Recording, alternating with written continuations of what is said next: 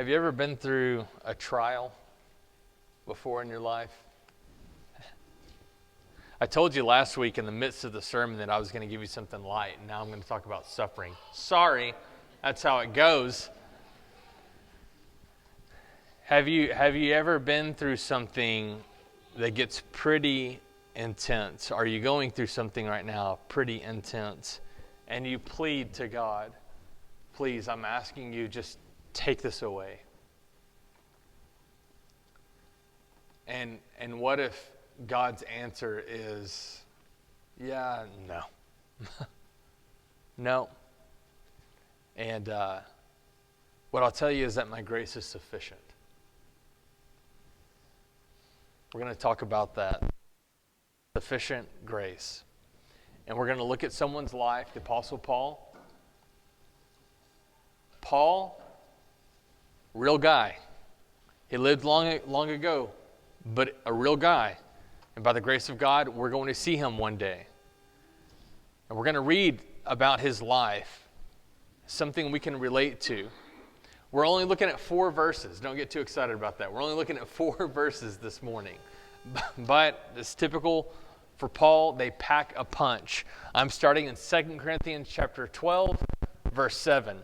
Paul wrote, "So to keep me from becoming conceited because of the surpassing greatness of the revelations, a thorn was given me in the flesh, a messenger of Satan to harass me, to keep me from becoming conceited. 3 times I pleaded with the Lord about this, that it should leave me." So I don't know, are you familiar with this text, or has it been a while? You're reading about Revelations here, and a messenger of Satan to harass him, and thorns, and pleading with the Lord. You know, what's going on? So let me give some context to this text. So Paul was no stranger to persecution. This was not his first rodeo. And after he writes this letter to the saints in Corinth, it would not be his last encounter with persecution. So in fact, in context, what's happening is that he has these super apostles. In fact, he says what they really are, they're false apostles who have the attention, have the ear of saints in Corinth. And these are very boastful individuals, very braggadocious individuals. They lacked humility, and they lacked the authority and the sincerity and the motives that Paul had. But in fact, that's what they're challenging. That's what they're saying about Paul, They are putting, they're challenging the Apostle Paul's sincerity and his authority and his motives. And Paul's taken back by this because they're winning. I mean, the church of Corinth had so many problems. They were divisive people. This is just another one of their issues. You can read about it in totality in chapters 10 through 13. And so what Paul does is he begins to sarcastically play their own game. He's like, I'm going to beat them at their own game. I tell you what, if you like braggadocious people, and if that's what wins you over, then let's do that. And so 2 Corinthians, and in particular chapter 11, is just dripping with sarcasm. He says, okay, let's do it this way. Let's boast then. Let's boast. Let's see. Are they Israelites, these super apostles that you're paying attention to? I'm an Israelite too. Are they Hebrews? I'm a Hebrew too. Matter of fact, he says, I'm a Hebrew of Hebrews. I can trace it back to the tribe of Benjamin. Are they servants? He says, I'm a better one. And he says, I'm speaking as a madman. It's just ridiculous that I'm having to talk to you this way. So I'll tell you what, I'll give you my spiritual resume. And I'll let you know all these things that I had to go through to serve Jesus Christ. And we're going to get back to that a little bit later on. And he says, but let's not stop there, shall we? Let's keep going. Let's go on to visions and revelations. I know a man who 14 years ago, whether in the body or not, was caught up to the third heaven, was caught up to paradise, and heard things that it's not lawful to repeat to mankind. Is that what you want? You want to go there? There's a vision. And of course, I believe that this man that he's speaking of is himself. And I think verse 7, so to keep me from becoming conceited because of the surpassing greatness of revelations. See, he's too humble to name himself. But wink, wink, who's the man? It's me. And could you imagine And here's the interesting thing. Can you imagine hearing something from God, being caught up to paradise, and it's so great you can't tell anyone else what you've heard? Paul says, I can play that game. Do we have to go down that road? He says, but the fact that I had this to keep me from having such a big head, God gave me a thorn in the flesh.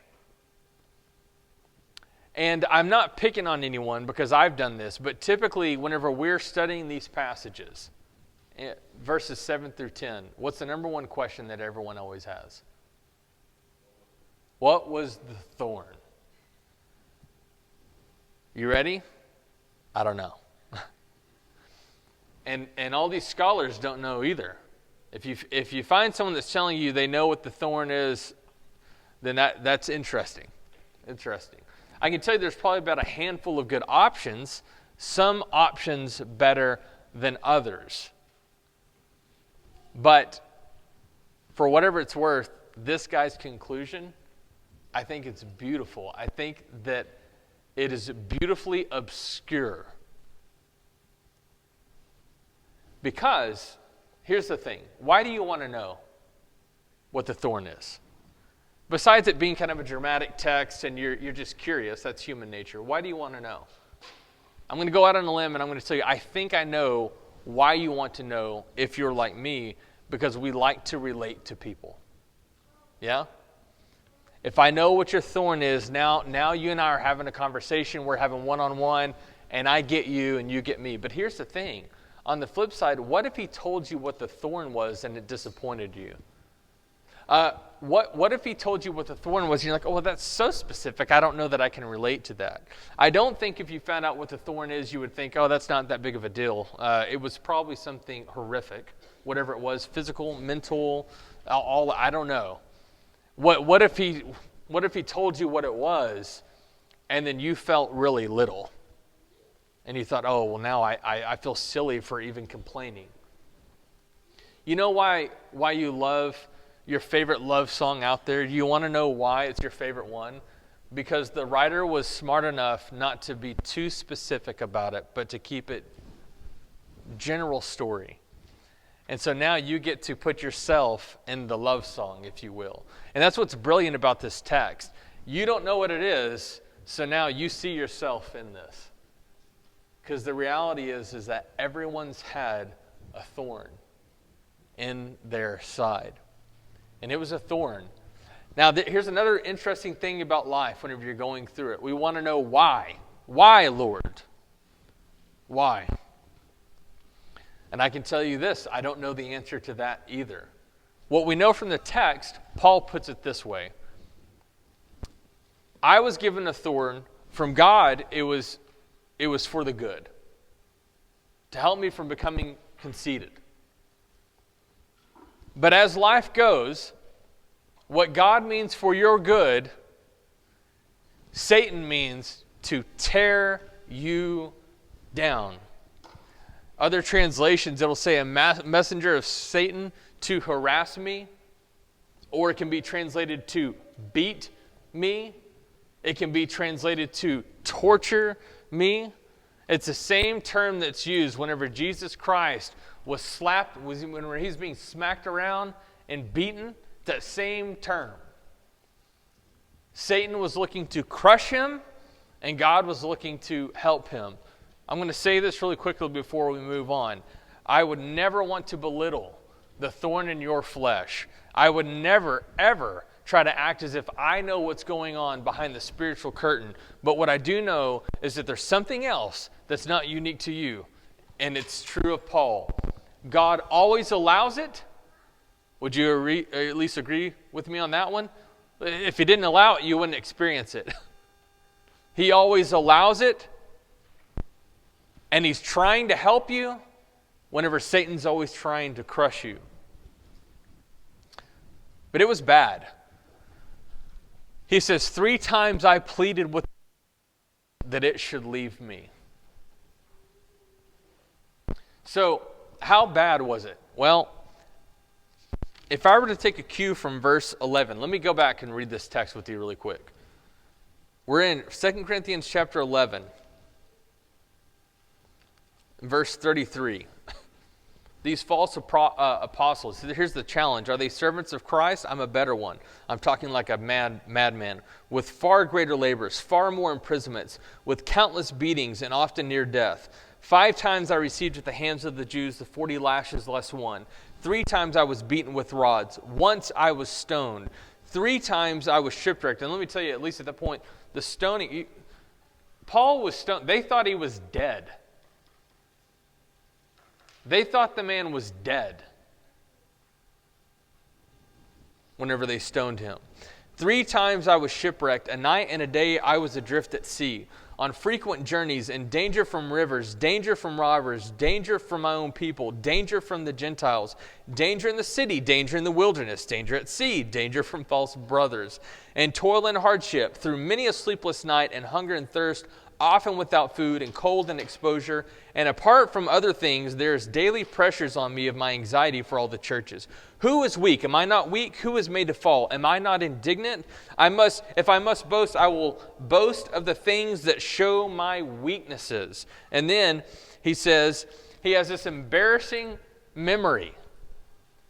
He goes to Damascus to persecute Christians, only to be met on the road by Jesus, changes his life around, ends up proclaiming Jesus, only to be met with this humiliating scene of a grown man being let down in a basket through the window of the walls of Damascus. Now, he goes through all of that, but this thing that he's dealing with, this one's too much. Have you ever thought about that? He goes through all of that, but this one he's going, Lord, that's how bad this is. I don't know what it was, but that's humbling, is it not? And so I want to ask you one time, have you ever had something where you've been begging the Lord, please take this away? I have. And I have a feeling you have too. And here's God's answer. But he said to me, my grace is sufficient for you. For my power is made perfect in weakness. So, oh, well, that's beautiful, isn't it? Isn't that beautiful? That's such a beautiful passage. You should write that on your mirror every morning when you get up and share that with a friend. Isn't it pretty? We should put that on a t-shirt and walk around with it. Such a beautiful passage. If you believe it, you see the power and beauty. This isn't some shallow statement. This is where it's all out. My grace is sufficient. And what is grace? It's unmerited favor. Oh, well, that's good. That's a good answer. That's a very good answer. That's a good Bible student. Sorry. Excuse my sarcasm. Because the thing is that if you've been in a place like Paul, you don't have time for shallowness. My grace is sufficient. Don't give me a definition. Tell me about it and show me what it is. Okay, now we're talking. My grace is sufficient. What are we talking about as grace? The forgiveness of sins? Oh, I know. I've heard that. Oh, okay. So we're getting tired of that message, are we? Show me what that looked like. Well, the forgiveness of sins. How? Through a what? Through a death? Okay, now we're getting some. Paint the picture for me. A man on a cross. Yeah? And he's being crucified. Yeah? And he's got 2 criminals with him, to his right and to his left. We say that nothing in life is free. That's right. It isn't, is it? Jesus Christ paid the price for it. His grace is seen on a cross.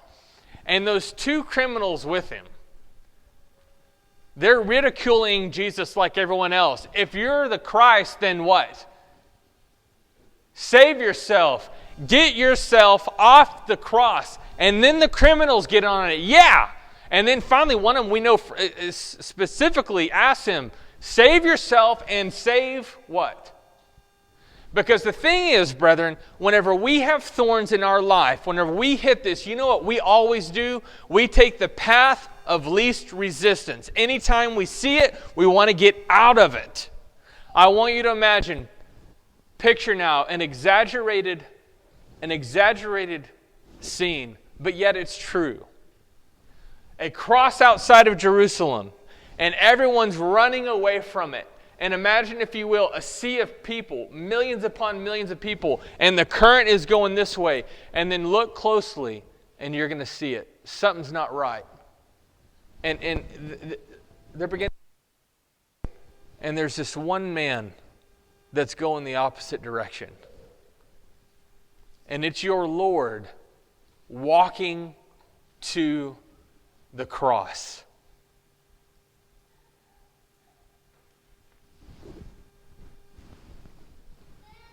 Jesus Christ didn't run from the pain. He walked right to it. And then here's where the power comes in. As that continues on over time, you start to see someone else starts turning against the crowd, and they start walking, and they're carrying a cross. And then another person walks against the current, and they're carrying their cross. And before you know it, you got these people that are joining him.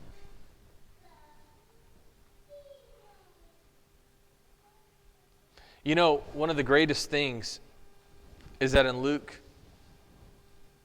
account, I'm looking in chapter 23, verse 39. One of the criminals who were hanged railed at him, saying, "Are you not the Christ? Save yourself and us." But the other rebuked him, saying, "Do you not fear God, since you are under the same sentence of condemnation? And we indeed justly, for we are receiving the due reward of our deeds. But this man has done nothing wrong." And he said, "Jesus, remember me when you come into your kingdom." And he said to him, "Truly, I say to you, today you will be with me in paradise." There's a beautiful thing whenever you stop running from the cross and you accept the pain, and now you're less focused about all these peripheral things, and all you see is Jesus and His goodness and His grace, and Jesus bestows His grace on this man. You know what? You, the one that accepts where you're at, because I'm the only one that's not supposed to be up here, and you realize that, don't you? I'm the only one crucified today that's not supposed to be up here, and you realize that, and you, my friend, will be with me in paradise. He says, "My grace is sufficient for you." It means enough is the idea behind that term. It means satisfied. Can I be satisfied on a cross? You can. And then he says, "For my power is made perfect in weakness." It's one of those paradoxes in our faith. The poor are rich. The blind can see. And the weak are strong. Well, what does that mean? Because here's the thing. In life, whenever there's no weakness, whenever everything's right and good, and people just see you, and they see you in all your glory, and they see you in your successes, and they see you in your strength and your power, well, that's just the deal. They see you. But whenever they see you and all this weakness and this trial and this tribulation, but they find a strength and a joy that does not make sense, they end up seeing who? Christ. And that's the paradox of Christianity. It's this God thing that He does. You know what I'm going to do? You scoff at me, and you scoff at my message, and you scoff at my Son, and you call my people foolish. And I'm going to take this foolishness of the world, and I'm going to trump the wise. I'm going to take this hillbilly from Nazareth, and I'm going to turn the world upside down. And that's just how He does it.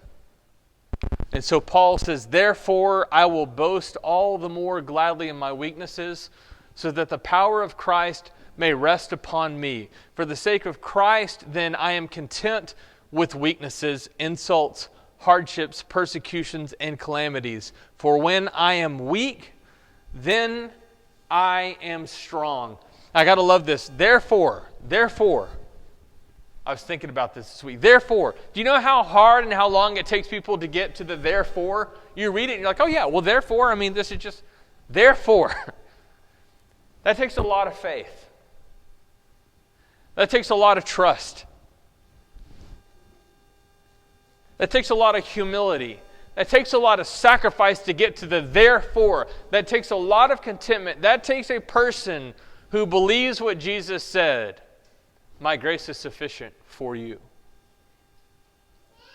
I think about our brethren 2,000 years ago that do not have the help in many ways that we have today. I find myself how many times going, well, how were they dealing with this 2,000 years ago?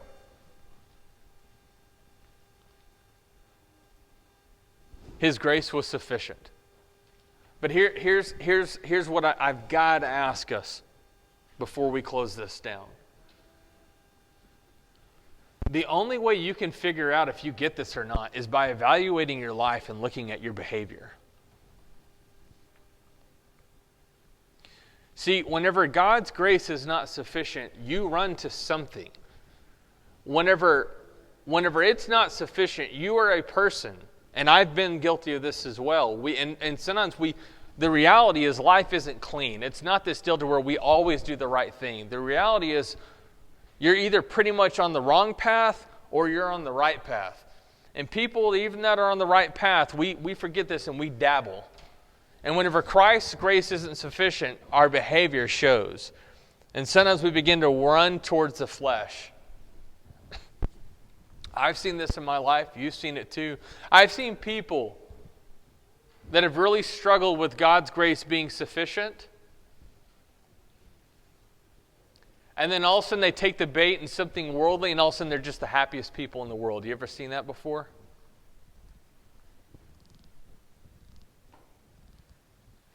God's grace isn't sufficient, so I'll go to the bottle. God's grace isn't sufficient, so I'll go to the pill. God's grace isn't sufficient, so I'll go to this man.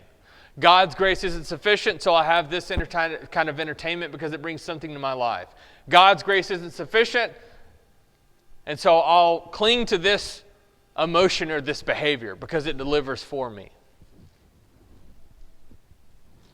Paul says, all I need is Christ. Therefore, for the sake of Christ, then, I am content with weaknesses, insults, hardships, persecutions, and calamities. For when I'm weak, then I am strong. I guess I'll just leave you with this thought, and then I'm done for this morning.